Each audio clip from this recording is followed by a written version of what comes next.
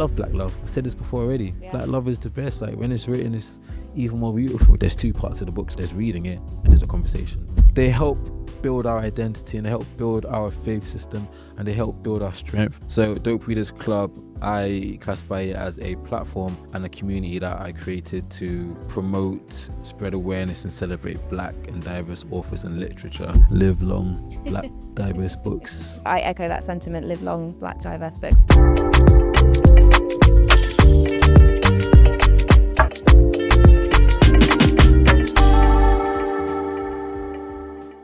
Hi Blood Circle family and welcome back to the podcast. As ever, I'm your host Zoe and today in the circle is Que Wolfe. He is the founder of Dope Readers Club, a community built around literacy, storytelling and celebrating black and diverse authors. What started in 2020 has grown into a recognised cultural platform creating conversations, physical community spaces and experiences that centre stories often left out of the mainstream. Welcome. That was an incredible introduction. Oh my God. Good. I'm glad. Wow. I'm glad. I want to, just boost up all the things that you're doing. And we're going to jump into all of that. But books, it's like such a passion of mine. It's something that I do to relax. But it's got such a wide impact beyond relaxation or like beyond your passion. And just kind of bringing that into the forefront in the way that you do. I want to dig into all of that as we progress throughout the conversation today. But I want to know where it all started for you. Like, where did reading start for you? What was the evolution like? So I feel like this is like a two-part story in this situation, right? So part one starts like when I was younger. We're talking like maybe under 10. Right. So one day, I forgot what year it was. My timeline's pretty bad, but I got called in for detention. And the teacher at the time said, it's either you write lines or you read a book. I remember picking up Harry Potter, The Philosopher's Stone. And I was like, this is crazy. This was insane. Like my young man was blown and I was like, this is crazy. However, it didn't go into I'm a reader now. I'd sort of like read the series on and off and I sort of put books down. And then I think the one had impact was later on in life in like my mid-20s. A friend of mine, Zar, gave me Mallory Blackman's Noughts and Crosses. Yeah. I read Noughts and Crosses, and I said, that's what's up. Because I realized so many things at one point. I realized that I'd never really read black characters in books. I never really read black culture in books. I realized I'd never really engaged my imagination. Harry Potter was there, but that wasn't really I never really engaged my imagination for true. Also realized that I didn't know that these kind of books existed. The awareness was lacked, you know what I mean? And this even pre-tell that because my teenagers were spent in Ghana, in West Africa, so I grew up over there, so I didn't get to read the normal books or the syllabus that you lot read down here. That's why I was so late reading Noughts and Crosses. Interesting. Okay, so in Ghana, was there what was the reading material over there? And what age was he when he was in Ghana?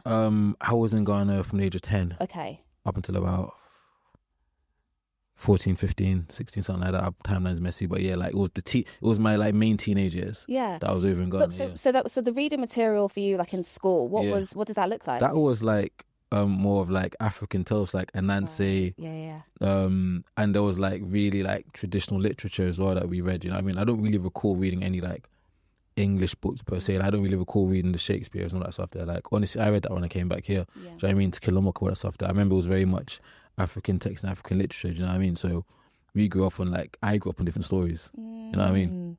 Amazing. Yeah. No. Absolutely. What was the book conversational experience that changed your relationship with? Honestly, it was probably Mallory Blackman. Yeah. Once I read that, I think some of the changes that when I look back now is that I mentioned before that I never engaged my I never engaged my imagination. And when I think back on it, I think of it in a sense of I consumed media visually. Yeah. All of it was visually, TV, computer games, that stuff. That I was a kid, I'm not gonna sit here and say I was a reader. Nah, man. No way. Yeah. I was not a reader. I was in front of the TV 24/7. Do you know what I mean? I was doing something there. So it was me now almost directing my own scenes in my head. And honestly, I blew myself away. And I was like, damn, is this what reading is? Being able to engage your mind and engage your inner directing. And the imagination is insane. Yeah. I think imagination is what helps push creativity. So to be able to engage your imagination in such a way, it almost it trains and works it. Do you know what I mean? If you can create stuff, then it's go from there. Look at all the sort of programs on TV right now. Someone's imagination, bro. Of course, but it's all. It takes everything in life. It takes training. You train your imagination. Read fiction.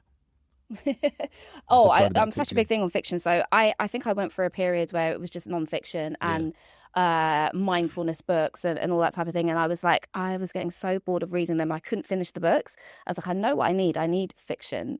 And I need to just go into this external, internal world and just like expand that. And I'm just reading at the moment, reading. I've found my passion for reading again because I made that switch. So it's so interesting that you said that. So, you know, you're talking about this disconnect and obviously you're immersing yourself in visual. Yeah. What do you think like the disconnect is now for reading, for people? Again, I think it's visual now, but there's like so many more now. Like we've got social media is the biggest like blocker of reading. I mean, yes, people read online, but let's be real. I mean, like reading a book means being able to follow a somewhat maybe complex storyline, and I feel that's difficult for people. Watching it is easy. Yeah. Watching is easy. You can watch and be like, follow that. But reading it sort of like you actually have to work for it. Do you know what I mean? Like in such a negative or positive way, you have to work for it. Yeah. When you're reading, because imagination takes away any stage. I mean, I remember reading like Harry Potter and how I imagined like Dumbledore's glasses. And when I saw the TV adaptation, I was like, it does make sense that they would be half moon that way, because I was half mooning it that way. I was like, this guy is so cool. Do you know what I mean?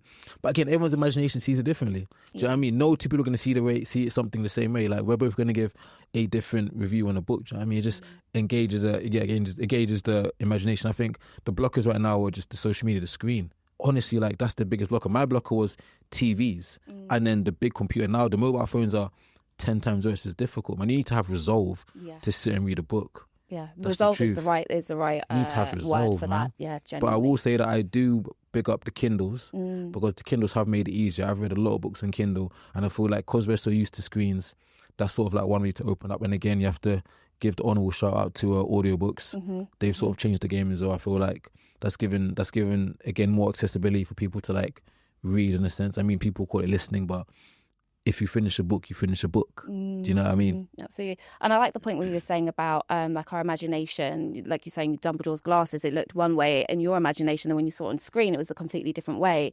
And I think that's important though, to keep our own versions of what we see, you know, that's like a quite important thing.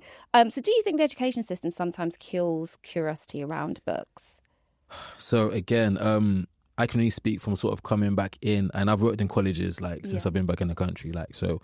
I can only speak in a sense of coming back in coming from Ghana, not going through the initial education system here in book-wise, and knowing that when they did noughts and crosses. But I think looking back on it, they didn't pick books that represented everyone, so therefore you're going to get bored quickly. I mean, when I started reading again, I enjoyed all books, so I really liked To Kill a Mockingbird.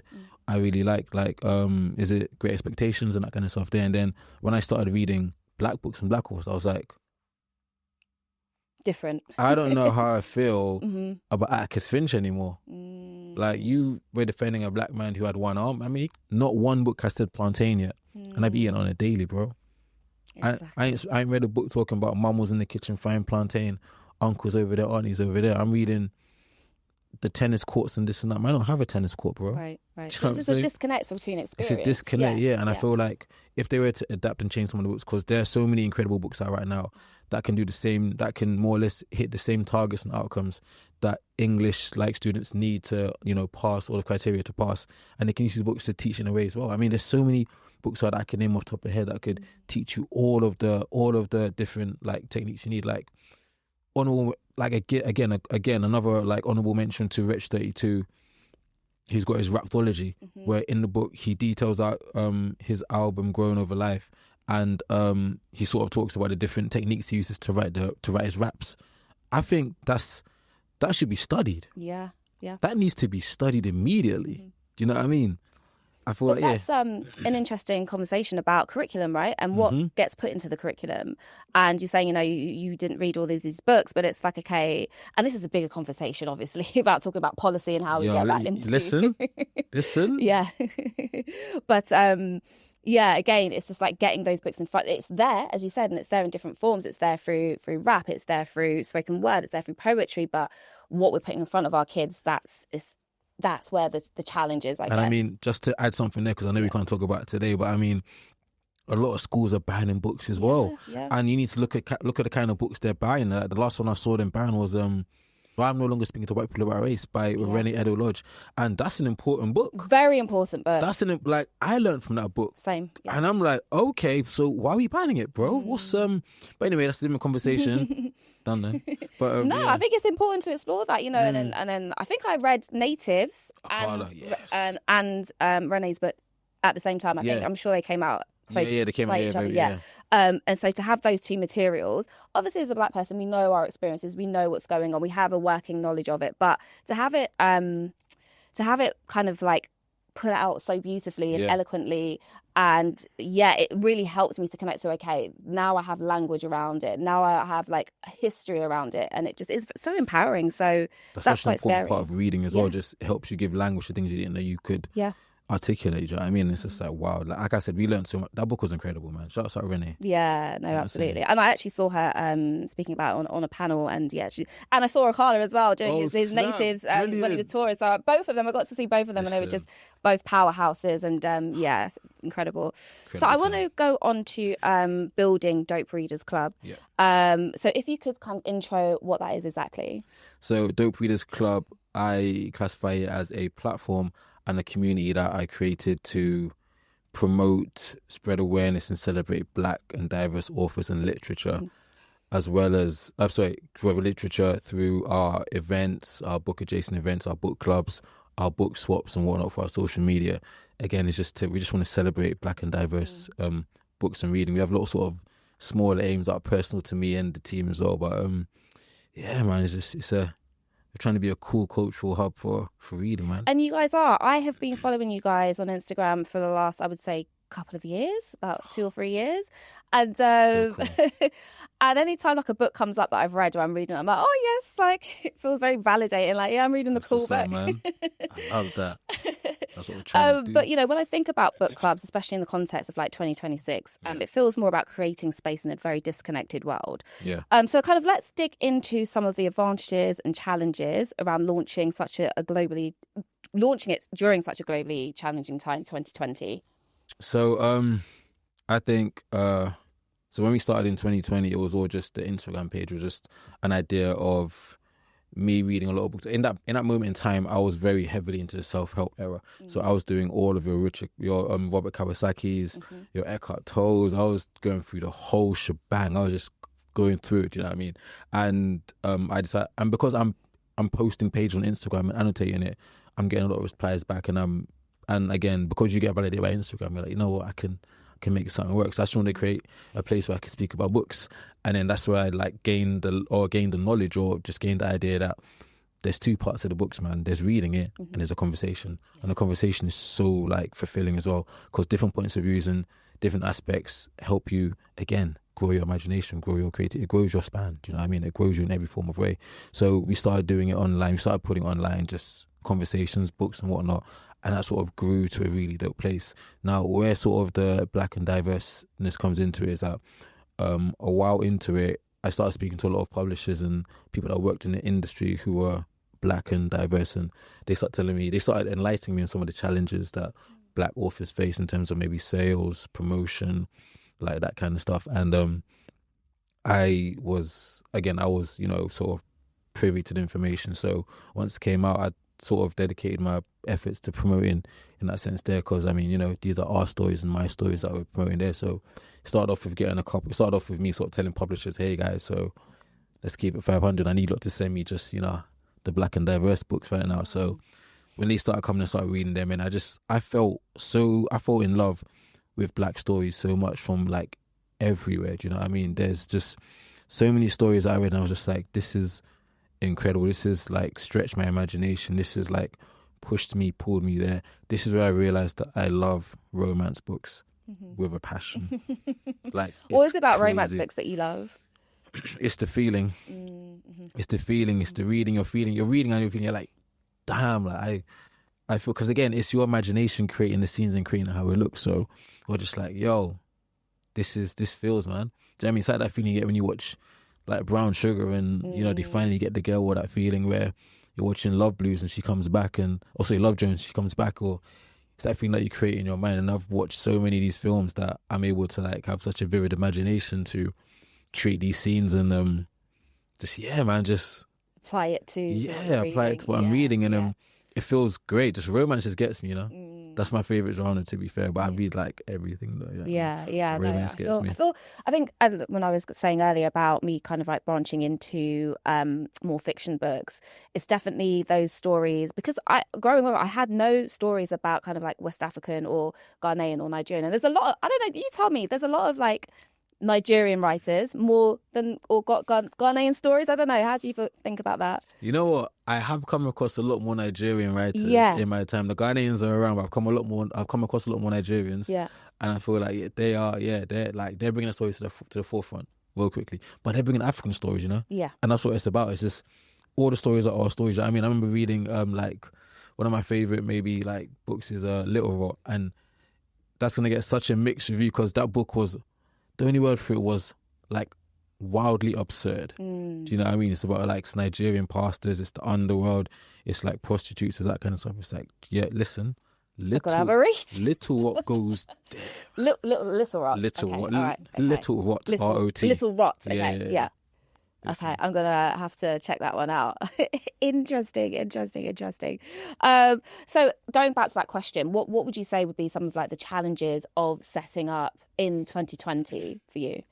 Again, the main challenge was going to be like how we're going to meet. So so my background is events. I used to run live music events and whatnot there. So I'm always around people, energy, space, whatever. I'm always in those situations there. So when the pandemic happened, it was alien to me, all this online events. I was like, what are we doing? This is insane. Why are we sitting in front of screens? What are we doing right now? What's going on? It hurt me. I was disconnected. I was just, I was just whatever. But I think I had to roll the punches. You eventually have to say, okay, cool, let's get up. And traditionally, book clubs are always done in person. So I had to wait for that time to come through. But online book clubs, I mean, it worked. It's convenient.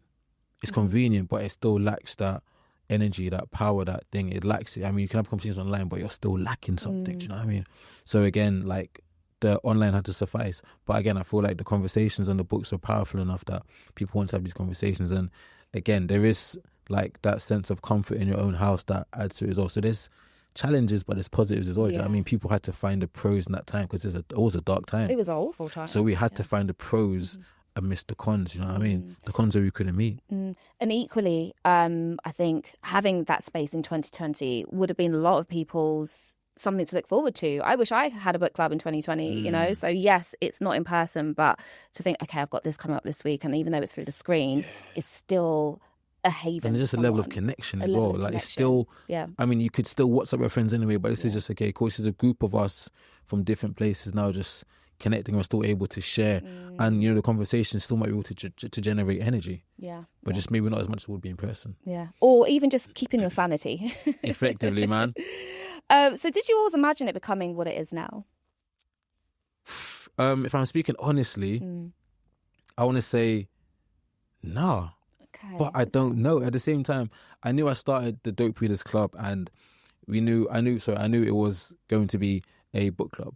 I knew eventually we'll go into author talks, but I don't know. It was just, once I learned of, the situation with Black and diverse authors, everything just sort of spiraled from there. But again, I think I'm a very, what's the word here, ambitious person. Yeah. Especially with my live events I was doing, like 2010, 2013 times. I was still ambitious with the kind of artists I'll try and get. I'm trying to get artists that no one can get. I'm trying to do things that no one can do. So again, of the book industry, I was like, I'm new here. I didn't come through any industry. I didn't learn my way. I didn't learn anything you lot learned. I'm just here. I'm a kid who did music. Now I'm in your world. Yes. I'm about to do it. I'm about to do it my way. Yeah. And my way seemed to work for them, and they loved it. You know what I mean? So I saw it growing. I didn't see it growing to this kind of level, which I'm super grateful for now, because they're able to affect so much change. It's so cool. But it's humbling, man. It's great. I feel so humbled, and at times so just again, really, bro, you started a book club, brother. You. Yes. And it's funny that you say you, because it's like the stereotype, okay, of who starts a book club, and we know typically what that looks like, or who creates those spaces. So it's amazing that you have, and I feel like you are the example, and I want more people to follow and just be like, okay, this is why I kind of do this, because I want people to see the examples of how we fill up these spaces and how we show up in these spaces, and it's every space. We're not excluded from any space, is basically what I'm trying to say in a roundabout way. So Dope Readers, it isn't just online, like I said. You created a physical space too. So why was that so important? I know you spoke about the energy of the room. Yeah. I think the physical space is just the fact that traditional book club, man. Yes. Traditional book club. Some things like if it ain't broke, don't fix it. Yeah. Do you know what I mean? The traditional book club is a group of people in a space speaking books. Normally, maybe someone's house, whatever it is. So you can't kill the classic, man. Do you know what I mean? You can never get over it. Like the Reebok classics, man. They're classic. Do you know what I mean? So it was just that I was just in art essence, it was having that space. But then, sort of our first couple book clubs we used to do in South London in Threads TV studio. Shouts out Andre. We used to sort of design the room. So I remember we did The Alchemist one time, and I had a couple friends of ours. They had like an agency where they did like set design, and they designed it like a Sheikh's temple. Oh wow! It was crazy. They had all the little bits they bought from like Camden and the throws and stuff, and it was like you walked and you were like in the Sheikh's temple talking about The Alchemist. Crazy. That's experience. That's immersive. Listen to me. We were creating something. See, I really like the idea of that. We were gonna do a book club, but we were gonna. It's just, you know how they say this is gonna be so. If you get it, you get it. Now they say like black people can make anywhere a corner. Yes, yeah. I made the book club a corner, so I just did that there. It's so we made it the kitchen. Facts. The kitchen, the barbershop, wherever it's gonna be. I love that. So I want to go on to the community bookcases. Yes. So let's talk about the idea behind that and the kind of book swap event. Yeah. So with the community bookcases, I think as we grew in our platform and our community, my aim was just to get awareness around Black and diverse books. So we wanted to push out as many ways as possible. I wanted to I was trying to give out free books as well. I was just going to go through it as well. Shouts out free book campaign. Had to go there. And I wanted to find ways to just make it work. And I remember, so our first bookcase was in Kensal Rise. I used to go visit a friend up there and I used to see the bookcase and I was like, this is really cool. Like we should try and do something. And after a couple of visits, I was like, you know what? I'm going to make it work. And I remember emailing a heap of publishers. I was like, guys, I want to fill up this bookcase in Kensal Rise. Can you send me some free books, please? They were like, of course, 100%. No, that's all right. It's the bubbles, it's the coke. I'm going to edit all that, so don't worry. Do you mind if we graffiti this thing up so that it looks really cool and it's sort of like edgy? She's like, yeah, cool, bet. So publisher sent over a heap of books. We brought them all down, painted the bookcase, put the books in. Beautiful. The book, even the lady who worked at the station was like, this is amazing. And we took pictures. I was like, this is so cool. We came back like week after week and people, they were like swapping books with us. Really cool. People were leaving like stuff like videotapes and all stuff. You're like, this is really cool. It just became like one of those community places that people just, you know what I mean? Once we gave a little bit of love, they took care of it from there. Do you know what I mean? It goes to show that community will just, it's a little bit of love and then they just took it from there, really. And so just for people who don't know, so basically it was a scheme that you guys set up and then people would swap the books, but you would encourage people to, so I think, did you fill it up with like Black authors and then people would come and swap their own books? So with our bookcases, those were earlier designs, so it was majority just Black authors, but we just wanted to get the books out. We just wanted to, so you'd come and you'd ideally swap a book and we'd come like sort of swap it out and then refill it next time. All the books we take out, we give to charity, just go from there. But then eventually people in the area started taking care of that. But yeah, the whole aim was just, we just want to create awareness on Black and diverse books, man. Yes. And then the book swap. So that's the Black Book Exchange. Our first one we had was at Box Park. And again, that was just a development of the idea of the community bookcases. The Black Book Exchange was birthed from the idea of just our bookcases are in limited space. We had a couple in some hospitals, we had a couple in some train stations, limited spaces. You can't really have a conversation around the book because you can't pick one up and go. You don't really meet and talk to people now. It's still, still reading about how can we make it bigger and better. Yeah. We just get a venue and start putting out books. You come and swap it directly and interact with people. And that was a victory, the idea. And then I think it was just emailing Box Park one day and saying, hey, this is the idea. Can we make it work? And again, I think of everything in a very live events-minded way. Yeah. So I was like, cool.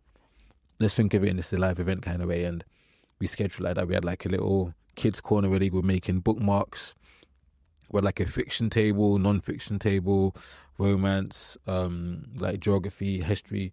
It was really dope, man. I had a lot of volunteers helping, a lot of friends helping out for that one as well. And it was just incredible because people were coming, speaking about, you know, the kind of books they've read, swapping their old books out in books out. We swapped, I think our first book swap, we swapped at least 1,000 books. Wow. Oh, we swapped a lot of books, man. Wow, that's a huge number. Yeah, we were in box parks. We were in like the middle of Shoreditch, man. Yes. So our walkthroughs were like crazy. People coming through like, I didn't even know this was going on. Like, how can we get involved? How do we do this and that?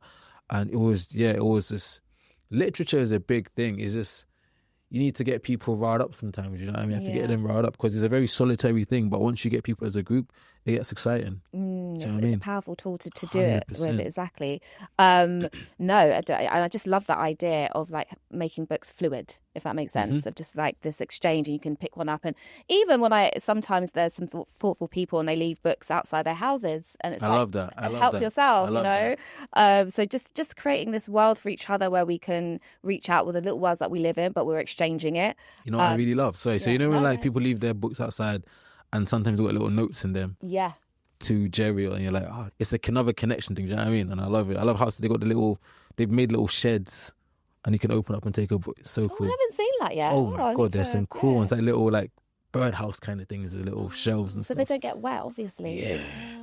People take care. I love it so much, man. I have to implement that. I've got a few books that I need to send out into the world and let them live. So, you know, do you think many people don't realise just how narrow their reading world actually is until they're exposed to something different? 100%. Yeah. I think that was me as well, in a sense of I didn't know. You don't know what you don't know, if that makes any sense. Yeah. So I'm reading books and I'm reading tropes that I would never have thought. Books are different. There's some tropes that will just spin your mind. Yeah. And you're just like, I didn't even know that was possible until I've read it and I've understood it in that way. You're like you start viscerally seeing words and you're like, damn, I get it. Like, I understand, you know what I mean? I think we're narrow because, we just don't know what we don't know. I've read books that I didn't know that, do you know what I mean? I didn't know what I would enjoy. Or I had no idea that this could go that way or this could go that way. Do you know what I mean? I had no clue. I mean, I remember as well, TV programs more times are adaptations from books now. Oh yeah, and movies as well. So many. So it's like, yeah, man. If you can imagine a movie that great, then you're think about the books you're missing out. Do you know what I mean? Hi, Black Circle family. I hope you're enjoying the episode so far. It would really mean the world to me if you could take 2 seconds just to like, follow, subscribe and share, and really help me to build this community and keep the conversation going. Thank you. What annoys me a little bit, though, about movies is because the books, obviously, you can do a 300-page or 400-page, whatever page book, and there's so much detail in there.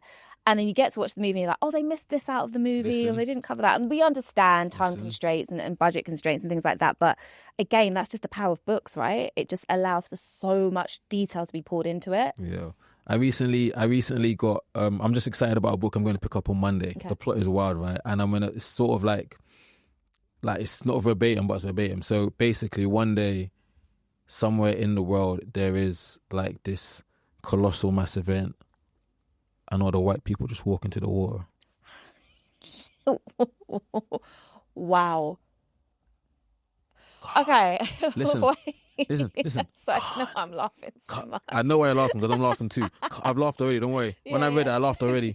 I was like, what date was this in the book? All right, my bad. So you know, in the future? Like, is this a futuristic genre? I think it's sort of futuristic, but I think maybe it's in like, again, I'm going to pick it up on Monday. Yeah. I was recommended it by Selena Brown, so I might have to get the name right. I might have to read but Selena Brown. And when I remember I read the synopsis online, I was like, huh. And then what's really interesting is that the main character is a black guy, right? He finds out he has a mixed-race daughter.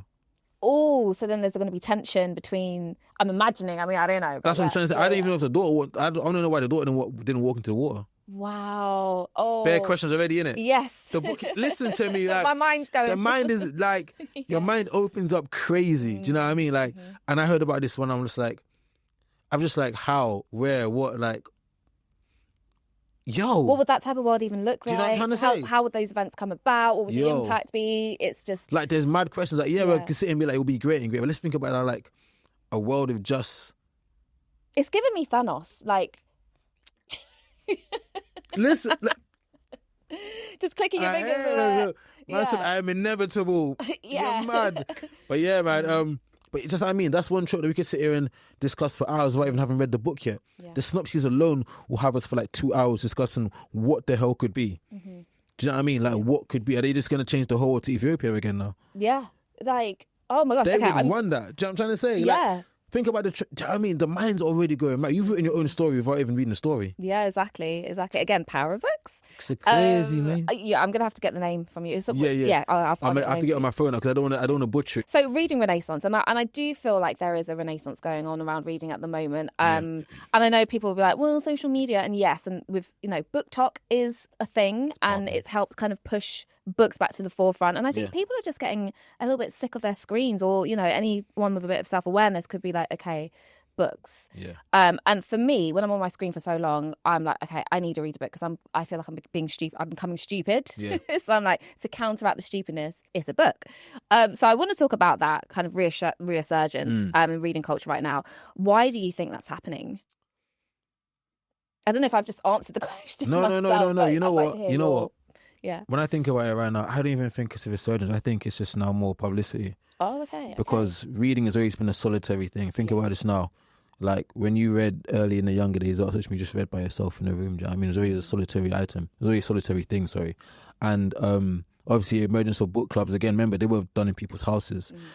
Book clubs, traditionally, I was about to say historically, maybe historically, but traditionally, are a group of, like, women with wine in the kitchen on the table, talking about... That's our modern understanding. Do you know what I'm trying to say? That's what traditionally looks like. Do you know what I mean? But I think, reading is so solitary that we do it in our space of our own house or own whatever. We don't really go around screaming out, we're readers. You know what I mean? It's like, not on the same level, but when I was in college, reading anime or reading manga wasn't cool. Like, you're a nerd, bro. Why are you nerdy for? My anime never left my house, bro. Manga's never left the crib, bro. They weren't seen past the walls for days, cuzzy. Buy it from the corner shop. Even comics, man. They got caught up to a certain while, but it was just a solitary thing. You did it by yourself. So I think now that we've got social media, I think, yes, there are people who are like readers anyway, but we've influenced a whole new generation of readers now. BookTok have influenced the young people to read. Which is not a bad thing. I think it's incredible. Yeah, it's a good thing. I mean, obviously, like, BookTok is getting a bit, you know what I'm saying? Yeah. Like everything, it gets a bit, you know what I'm saying? Yeah. But I think I love the fact that it's got that power now. What has been solitary has now been able to become public, and people can actually share their books in larger groups and with larger people now. So I think resurgence is just, and again, like we said, we got celebrities doing stuff now, so it just looks cool as hell. Dua Lipa's got her own little something going on. Is it Service 95? I think. Again, maybe I might be wrong. Don't quote me on that. I got No Name, who's doing No Name Book Club, incredible. She's doing real dope stuff with the African literature. And then, like, she also sends, like, books every month to incarcerated prisoners over there. Like, she's doing some dope stuff as well. You got even, like, what other groups are there, man? There's a couple of these book clubs out there just blacklisted in the UK. You got a heap of them, man. Inspire. Do you know what I mean? This is... Yeah, they exist. Yeah, man. And they're quite reinventive and imaginative. Like you said, we're putting our own spin on it. Like you said, when the one that you guys did, and it was for The Alchemist. So there's always an evolution of what a book club looks like, 100%. which is the future. Yeah, man. The social media doing it for us, man. I respect it, man. It goes from there, and because the books we're picking as well, they relate to us now, man. We love them. That's so powerful. Like, I want to see myself or the people that I know or the culture. I want to see myself in these stories, and that's the turning point. So what does reading give people that social media can't? I feel again like we might have.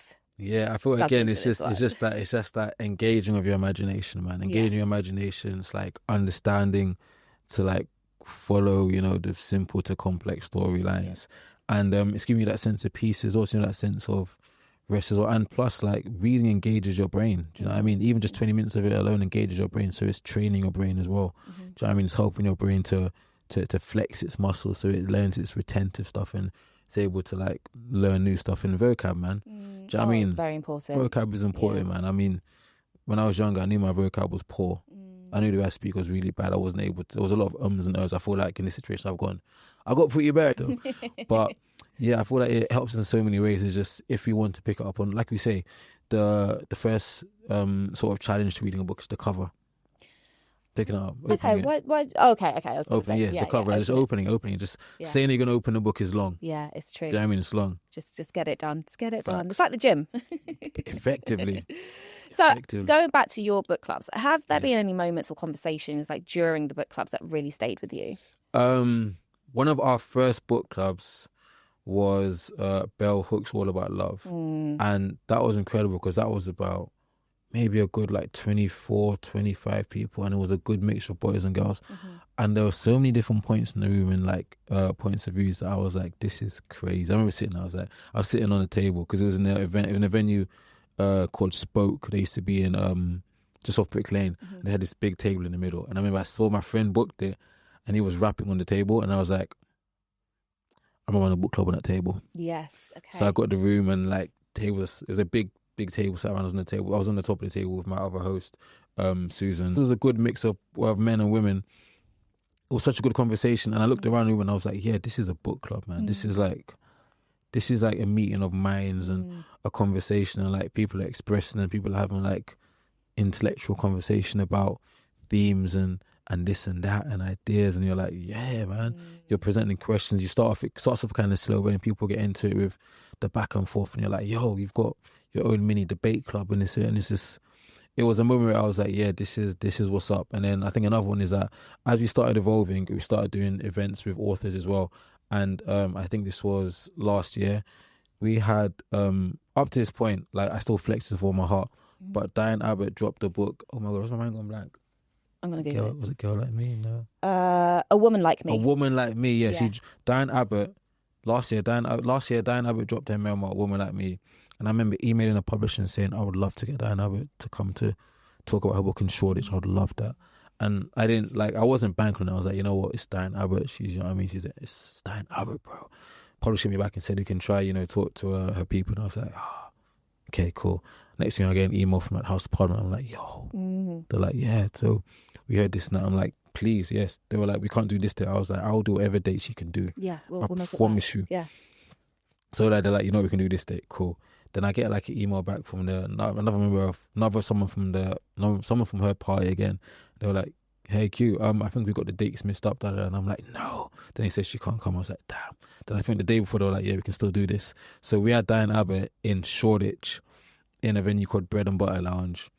The venue was ram, and Diane Abbott was just so like beautifully and gracefully telling her story about her book and all her little tidbits, and it was great because there was a mixture of older people and younger people there. So it was like younger people who may not have even known who she was prior that day, or prior me telling them about Diane Abbott, and you got the older lot who were like, yeah, they've come to like pay homage and show love, and you're like, they're all in this same room, they've all heard about Dope Readers, how they all got their tickets, and you're like, damn, Diane Abbott, bro. Impact. Like That's impact. in Shoreditch, like I don't know who can say that yet, but we had it in Shoreditch, just talking to the people about her book and their little bits and pieces inside. It was crazy. But incredible. It speaks too about the work that you're doing, because Diane Abbott would not turn up if you wasn't doing something worthwhile, something impactful. Listen, I'm so grateful to this day. It's incredible. Yeah. I'm actually, funny enough, we were talking about All Day Books. I'm listening to her All Day Book on Spotify. I started it a while ago and I need to get back into it, but it is, so far it's great. And she just takes you through about, her early experiences of her being black and in certain spaces as a child, and being in the certain spaces that she was in and being overlooked. And so it's good so far. I was so not into politics here, but obviously this is real life, so you can Google it if you want. You can, no spoilers though, but I didn't know she dated Jeremy Corbyn. Yes, they had a brief stint. I didn't know. And she talks about the book, why they break up, and I'm like, no, man, like Jay Corbyn. All right, my brody, my guy. Yeah, it was they did have. I didn't even know that, because again, I didn't really, until I read her book, I wasn't really interested until I was like, yo, is this what is happening? Is what has happened as well? And I'm like, damn, I'm really not clued in. Has to get clued in. But yeah, the Jay Corbyn, that made me laugh. I was like, I feel like it's a bit incestuous in like the world of politics. It feels like everyone's, anyway, let's not go there. Let's reel it back in. Yeah. So Black stories, folk tales and imagination. And, we think about kind of Western fairy tales, and they're very often treated as like universal. Yeah. Think about the famous ones, Snow White, Brothers Grimm. Brothers Grimm. But so many Black stories are missing from mainstream spaces. So why does that matter? I think, so growing up, I was exposed to a lot of stories back home, and a lot of these stories had the most crazy imagination to them ever, and they taught sort of things as well. And I feel like I was exposed to it because I was back home. Now, obviously, wider sort of Western culture, Western society, I'm guessing obviously the stories don't pass a certain threshold unless you're from that country and someone's able to pass it down to you. But the importance of them are like tenfold, only because I say, number one, they're packed with such imagination that it helps cultivate your imagination from early. Number two, they teach such lessons that you're just going to stay with you for life. I mean, in the culture, I think it's in the Nigerian culture, they've got a story as to why the tortoise has a cracked shell. I promise you now, that's not true. I promise you now, it's not true. However, however, it's imaginative and it's teaching you sort of like lessons in it in terms of like being truthful, not being a certain way, and it makes sense. Yeah. And it's just like, this is the imagination we use to teach our children certain ways and certain moves forward. I mean, I feel like every young person should hear these dope stories, because if it's able to teach you morals, values, ethics, and make you laugh at the same time. Because in this story about the tortoise having a cracked shell, the tortoise, right, is given wings from a lot of birds to help him fly. Right. Yeah, there's always this allegoric. Do you know what I mean? Yeah, but essence. It works though. And that's how imaginative our people are. Do you know what I mean? There's a story about why the sun is in the sky. That's gravity, bro. Yeah. That's physics. You know what I mean? But we've got a story about how the sun used to live on the earth. I think it's another Nigerian story. He used to live on the earth and he used to pay rent to the sea, and then moved out. I'm like, really, guys? But at the same time, as a child, I love it. Let's think about the biggest one ever, and Nancy the Trickster, bro. Right. Yes. Do you know what I mean? Again, amazing man, but he's a spider, bro. And like, he's got a story. One of my favorite stories is Anansi, and I think it's the pot of creativity. He's trying to hoard like creativity in like this pot, and he gets tricked and it drops, and like that's why everyone knows some form of creativity. But we all know about creativity because we have it. But that story gives like reassurance and information, like, yeah, man, I've got this. And these stories told to our young makes them feel powerful. We're going on saying, yeah, man, we know Nancy going to come and catch us in the night. They're like, do you know what I mean? We have our stories about how the forests are formed.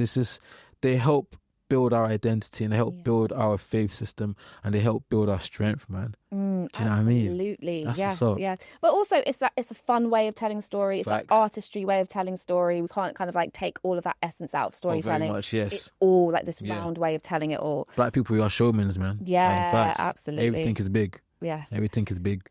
Yeah. So, we're talking about connection to community through storytelling. So what do you think happens when communities lose that connection to their stories and kind of like that oral tradition?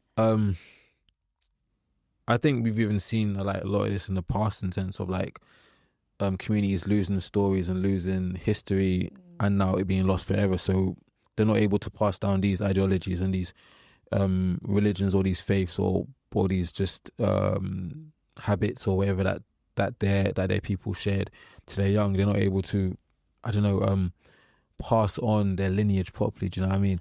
And that's really sad. That's really like sad. And I feel like once you lose it, you lose part of your identity as well. Not being able to pass your stories on is insane. Not being able to know, like, for example, if I didn't know how Ghana obtained independence, or if I didn't know where we came from, do you know what I mean? It wouldn't make me love it any less. It would just make it very difficult for me to just connect with it on a certain level. Do you know what I mean? Like, I connect with being Ghanaian because the stories give me pride. I'm so proud of like who we are, where we came from. I'm proud of Kwame and Nkrumah, do you know what I mean? These stories have been passed down, and I feel like once you lose them, it's difficult for you to like engage with your community in that kind of way, do you know what I mean? Imagine like languages got lost, do you know what I mean? And it happens though, languages are getting lost. Once the stories runs out, like, I know it's kind of big to say, but like, what's left? Like, what do you tell the next generation? Like, yo, tell us about, Ghana, where's our stemming from? Couldn't tell you, mate. No, it's very valid to be concerned about that. When we're thinking about, and we're talking a lot about authors, is there any authors or books that you feel more people should be engaging with right now? Let me do the shout outs, man. Do it. Let's see what's up. One of the books I love right now is Eden Mackenzie Goddard's got a book called Smalley out, recently published.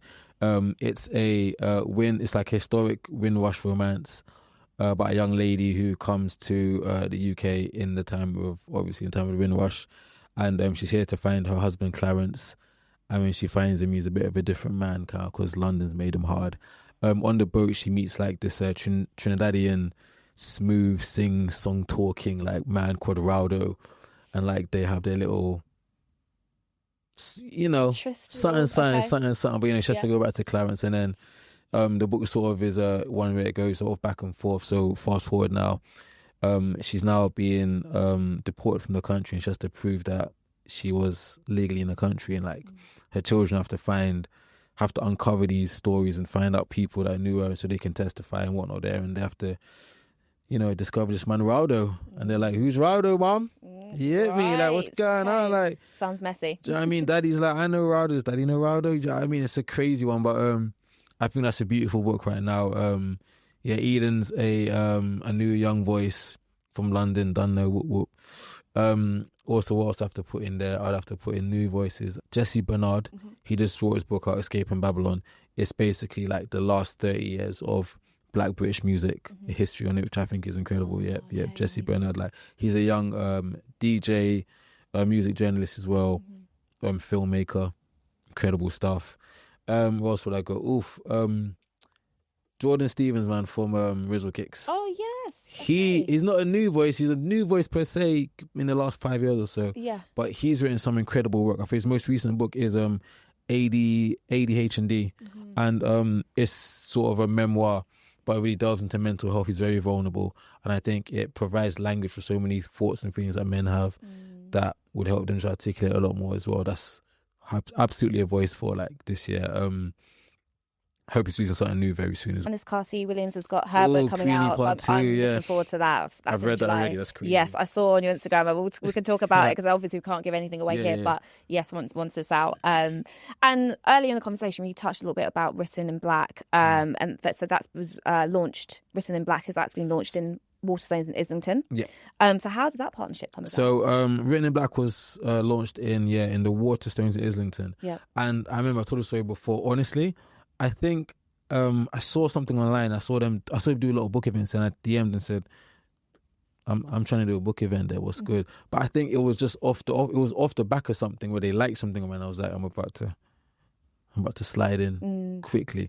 So I DM'd, I said, hey, I'd love to try and do a book club at the place. I emailed them, and the reply was like there's no reply for a while. So I thought, we did our best. They hit me back in January, like mid-January, and said, Q, we love the idea, let's make it work. I was like, yes, like, this is crazy. Like, I'm just bringing Black authors in every last Thursday of the month. They were like, we absolutely love it. Amazing. So we started from February, man. And we've gone sort of every month since then. We've got one again this month, next month, every last Thursday month we've got something coming up. And the whole idea of it was just to put these Black authors and just our community in these spaces that like we are in, but we're not traditionally all the time. Do you know what I mean? Like, it's a Waterstones that I've just filled with our people just talking about our stories and our stuff, and I think it's incredible, and they love it. So just let the people know who's listening and watching, like, exactly what the format of Written in Black is. So the Written in Black is a live conversation event. It's like a fireside chat in Waterstones, Islington, where we have a Black or diverse author speaking with our host, and then only we describing their books or their creative process, their ideas, you know what I mean? It's a Q&A as well, book signing as well. It's just a way for audiences to connect to the authors and to make them aware of them as well. Because some of them are just finding out new authors at the same time as well. Some are returning fans. And again, like, you always want to get a signed book, man. It's like having a rare Pokemon card. Yeah, you know what I mean? Yeah. And being able to meet the author and connect with them. And then one thing that really got me in the community was the fact that once I saw some of the authors, I saw that they look like me and they literally are me. Like, I can have a drink with someone, I'm like, yo, this is so cool, like, this is possible. I think seeing that as well adds some form of just gravity to the situation. Like, yo, man, this is like, they really do think like me. This is like me just on the other end. Like, we're all in the same barbecue cook up somewhere. Do you know what I mean? Easement, like, isn't there? Here we go. Yeah, it gives us that. Yeah. Yeah. That's what I think it is. Yeah. Absolutely. So what does it mean to bring Black literature into mainstream literary institutions like Waterstones, while still keeping authenticity? I think it's about just showing we're unapologetic. At the end of the day, our literature is great, if not better. Do you know what I mean? Our stories are stolen anyway from people regardless. Yeah. Do you know what I mean? So we are effectively great at everything we do, and we should take up space in every way we can. Do you know what I mean? Like, there's so many places that we belong from early. Do you know what I mean? I'm thinking about some of the earliest books as well that I've read, like Octavia Butler's Kindred, sci-fi written in, like, I think it was 1979 or something like that. Don't quote me, I might be wrong. But I think that's one of the most amazing sci-fis like written ever. And I feel like I read somewhere that like the director of The Matrix even drew inspiration from it. And I'm like, I wouldn't be surprised. I would not be surprised. You know what I mean? I feel like we should be louder about our stories, because they're obviously loud when they take our stories and not credit where it comes from. So we should be loud about our stories anyway. Do you know what I mean? Hello. Yeah. You know what I mean? I'm even trying to be political or that guy. I don't want to be that, you know, I don't want to be that guy, but you know, it's a passionate it's the truth though. Yeah, it's the truth exactly. though. You know what I mean? Like, our stories are fueled so much. And again, the only story that they want to really publish of ours is the pain and the slavery, which is unfortunate. So, yeah, I mean, they want to show just that side of us, and we've written so much more. So let's take up space in every.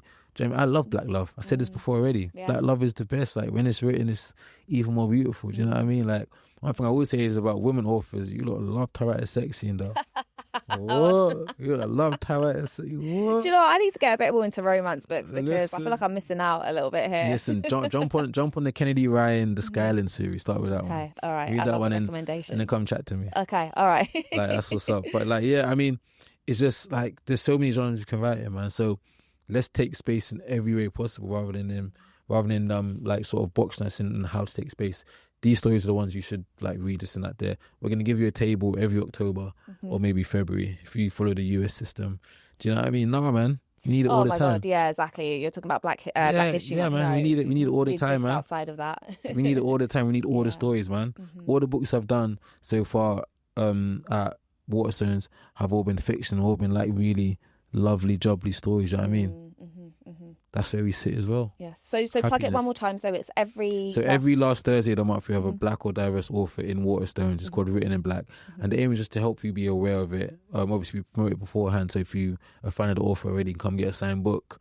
Waterstones give us discounts on the book when you come and sort of on the event as well. And it's just a nice vibe, man. You get to meet other people that are readers, get to be part of the community, and it's always a good one, man. I can't lie to you, it's always a good one. I love that. So before we kind of like close out, tell me like what's next for dope readers and for yourself. So the next venue is going to be big. I do have the venue. I can say it. Should I say it? When is what? I'm just figuring out because this might come out after. Okay, I think the next major sort of event after the Written in Blacks, which happen every month now, is our next book exchange. Our last one was in West London.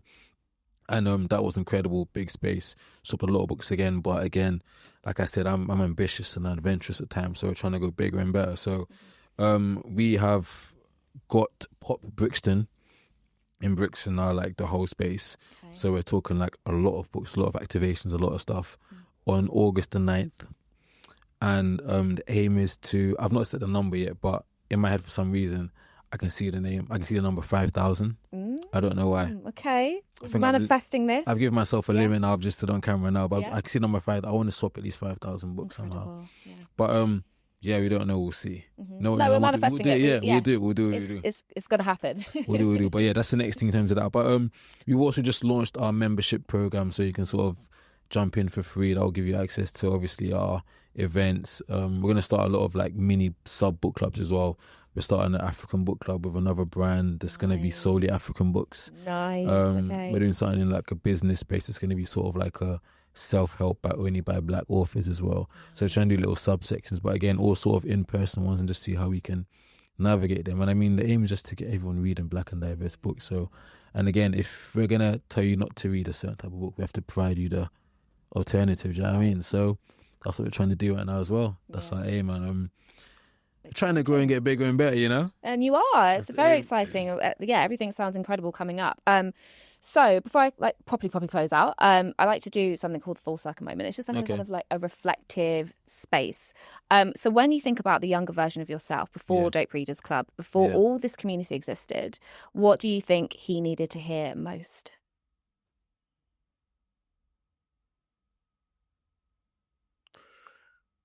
Stop trying to impress people. Facts. You'll get it soon. Just stop trying to impress people, bro. promise you'll get it. Just be who you are, show up as you are. Literally, you'll find who you are. Stop trying to impress people. He wouldn't have heard it, but I would have said it to him though. It's something that you can say now to your younger self. That's it. Absolute facts. Yeah. Fantastic. Que, thank you so much for coming down. If people want to follow your journey, where can they find you? My socials are, everything is at Que Wolfe. And on the other side, everything is at Dope Readers Club, dopereaders.club online on Instagram, and you get all the links from there as well. But yeah, follow us, support us, live long, Black diverse books. Definitely. No, I echo that sentiment. Live long, Black diverse books for sure. No, thank you, like I said, for your time, for your impact, and we're looking forward just to see where the journey continues for you. And yeah, appreciate it. Thank you so much. And guys, thank you once more for tuning in. And if you want to follow the Black Circle's journey, we are across all socials on the Black Circle podcast. Don't forget to like, follow, and subscribe. Thank you.